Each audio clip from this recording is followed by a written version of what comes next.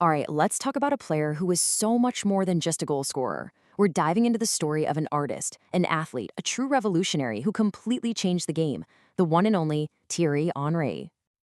And this quote, man, it just nails it, doesn't it? It gets right to the heart of what made him so special.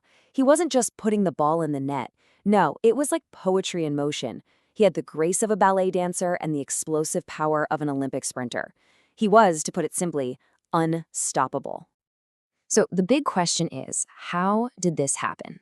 How does a talented, but kind of struggling winger from a suburb in Paris transform into one of the most feared strikers on the entire planet? Well, that's the journey we're going to take today, so let's go right back to the beginning. Okay, so our story begins in Les Louis, a suburb of Paris. This is where it all started. A young kid with Antillean roots who discovered he had a talent that, let's be honest, was going to take over the world. You know, his talent was just impossible to ignore from the very start. I mean, can you imagine being a scout and watching a 13-year-old kid score all 6 goals in a 6-0 win? That actually happened, and it landed him a spot at Monaco. And this is crucial. It's here he first crosses paths with a manager who would become so central to his story, Arsène Wenger. Pretty soon he's lifting the French league title, and a huge transfer to the Italian giants Juventus seemed like the obvious next step. But Italy turned into a total nightmare. They played him out on the wing. Sometimes they even asked him to defend. He was completely lost against those famously tough Italian defenses. For the first time in his life, this golden boy looked totally out of his depth. His career wasn't just stalling, it felt like it was going backwards, fast. But you know, that really difficult time in Italy actually set the stage for the single most important move of his entire career. It was time for a reunion that was about to change the face of English football forever.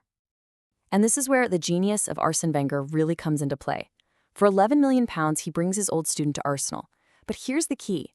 Where Juventus saw a winger, Wenger saw a world-class striker just waiting to be unleashed. He moved Henry right into the middle, believing that his insane pace and incredible skill belonged front and center. And wow, was that a decision that would define not just a career, but an entire era of football. And with that one positional change, everything just clicked. Henry didn't just become a good striker, he became the king of Highbury, Arsenal's famous old stadium. And then came his masterpiece, the 2003-04 season. We're talking about the Invincibles. Henry was the undisputed leader of a team that did the impossible, going an entire 38-game season without a single loss. He was the engine of that immortal team, scoring an unbelievable 39 goals and leaving absolutely no doubt that he was the best player on the planet. Wenger himself put it perfectly. What he's describing here is that rare, magical ability Henry had to just conjure a goal out of thin air, to win a game all by himself with a moment of pure individual brilliance that nobody else could even imagine. You know, his dominance can really be summed up in just a few key numbers. So let's start with this one. 4. A record 4 Premier League Golden Boots. It just cemented him as the league's most lethal finisher. Period. But if you only talk about his goals, you're missing half the story. In the 2002-03 season, he did something truly historic. 20 goals and 20 assists. I mean, think about that. This wasn't just a goal scorer. This was a complete attacker. He'd drift out wide, pull defenders all over the place, and then either set up a teammate or cut inside for one of his signature curled finishes. He was just as deadly creating as he was scoring.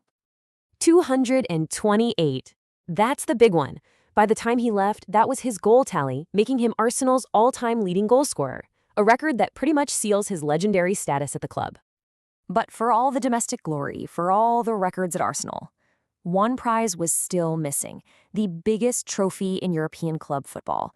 And that empty space in his trophy cabinet, well, it would drive the next and maybe the most difficult chapter of his career. It was a transfer that absolutely broke the hearts of Arsenal fans everywhere.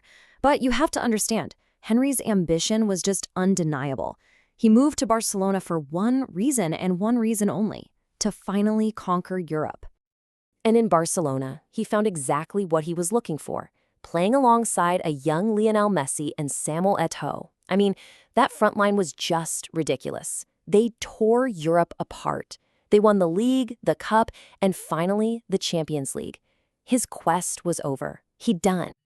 Just take a second and look at this resume. Seriously, league titles in France, England, and Spain. The Champions League. Oh, and a World Cup and a European Championship with France. There was literally nothing left to win. The man conquered it all. So, what happens after you've climbed every mountain and conquered the world? Well, for Henry, the final chapters were all about cementing a legacy that went way beyond just trophies. He finished his playing days as a superstar in the MLS with the New York Red Bulls, but the story had one last absolutely perfect twist. A brief return to Arsenal gave him the chance for a true fairy tale ending. And his eventual induction as one of the very first players in the Premier League Hall of Fame, well, that was never ever in doubt. This moment was straight out of a movie script. I'm not kidding. Back in an Arsenal shirt, he comes off the bench and, with one of his classic trademark finishes, scores the winning goal. The explosion of pure joy in that stadium wasn't just about one goal. It was a perfect farewell, a final I love you between a king and his adoring kingdom. This quote right here perfectly captures the feeling of watching Henry play. Beyond all the trophies and all the records, this is his real legacy. That feeling of childlike wonder. It was like watching the kid in the playground who was just better than everyone else and who made you fall completely in love with the game all over again. His impact is literally cast in bronze. Outside Arsenal Stadium stands this statue, immortalizing that iconic knee slide celebration.